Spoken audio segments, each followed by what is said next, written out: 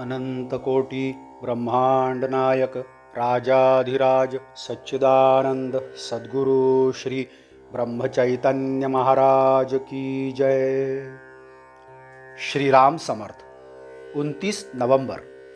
समय पर जागृत होकर ठीक रास्ते से लग जाओ। प्रत्येक कर्म का आरंभ किसी हेतु से यानी वासना से हुआ करता है। जन्म भी वासना के कारण ही होता है। गंगा का उद्गम अत्यंत पवित्र और छोटा है, तब भी वह स्वच्छ है। उसी प्रकार हमारा जन्म वासना से हुआ हो, तब भी आरंभ में हमारा मूल स्वरूप निर्मल होता है। इसी समय माँ बच्चे को प्रार्थना करना सिखाती है, हे भगवान मुझे सुबुद्धि दो। हाँ, बाद में फिर इस निर्मल मन पर तरह तरह की भली बुरी वासनाओं के प्रभाव पड़ने लगते हैं। गंगा का पानी जैसे आगे आगे बहते जाने पर गंदा हो जाता है और उसे स्वच्छ करने के लिए जैसे हम उसमें फिटकरी डालते हैं, वैसी ही वासना की गंदगी साफ करने के लिए हमें राम करता है। यह भावना दृढ़ करनी चाहिए। भगवान के नाम की फिटकरी फिरने से वासना का मल नीचे रह जाता है और शुद्ध अंतःकरण प्रकट होता है। पिछले जन्म में मैंने कुछ पाप किए होंगे, उसके फल भोग रहा हूं, ऐसा केवल कहकर जीने में कोई सार नहीं है।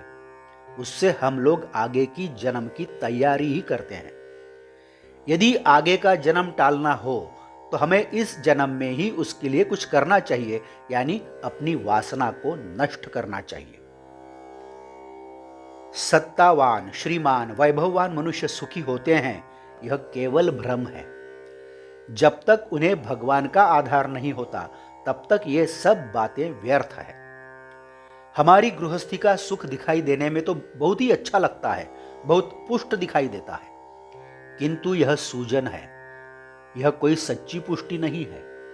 इसलिए हमें गृहस्थी या प्रपंच में सुख नहीं मिलता। हमारी आयु जैसे जैसे बढ़ती जाती है, वैसे वैसे गृहस्थी के व्याप बढ़ते जाते हैं और परमेश्वर की ओर हमारा ध्यान कम होते जाता है। वासना कम होने के बदले बढ़ती जाती है और वही फिर आगे के जन्म की अधिष्ठात्री बनती है। अतः हमें इसमें से कोई ना कोई मार्ग उचित समय पर ही निकालना चाहिए।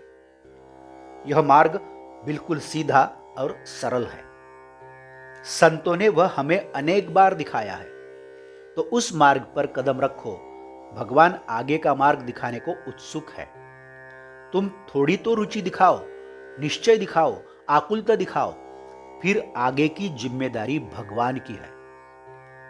तुम कहते हो तुम्हें यह सब मान्य है, लेकिन मान्य होकर भी करते मात्र नहीं हो। खैर, मान्य न हो तो मान्य क्यों नहीं है यह भी नहीं बताते, तो इसे क्या किया जाए। मनुष्य में अन्य प्राणियों की अपेक्षा यदि कुछ अधिक है तो वह भला बुरा समझने की बुद्धि। अतः तुम्हारी बुद्धि को मान्य होकर भी यदि तुम उसके अनुसार आचरण न करो अथवा केवल प्रयत्न भी न करो, तो वह दोष सर्वथा तुम्हारा ही है। इसलिए मेरा फिर से कहने को जी करता है कि समय पर जागृत होकर ठीक रास्ते से लग जाओ। भगवान के नाम में ही रहकर जो करना है सो करो, यही अंत में मुझे कहना है। आज का बोध वचन, नाम में दृढ़ श्रद्धा रखकर परमार्थ करें, नाम न छोड़ते हुए अन्य बातें करें। जानकी जीवन स्मरण, जय जय राम। नमस्कार। मराठी और हिंदी में श्री महाराज की प्रवचनें आप हर रोज सुन रहे हैं, लेकिन आपसे विनती है कृपया चैनल को भेंट देकर प्लेलिस्ट देखिए। प्लेलिस्ट के जरिए आप कोई भी प्रवचन अपनी सुविधा के अनुसार सुन सकते हैं। मैं फिर से एक बार आपसे कहना चाहूँगा, यदि आपने अभी तक चैनल सब्सक्राइब नहीं किया है तो कृपया सब्सक्राइब करिए, लाइक करिए, शेयर करिए, कमेंट्स दें, बेल आइकन दबाना मत भूलिए। धन्यवाद। जय जय श्री राम।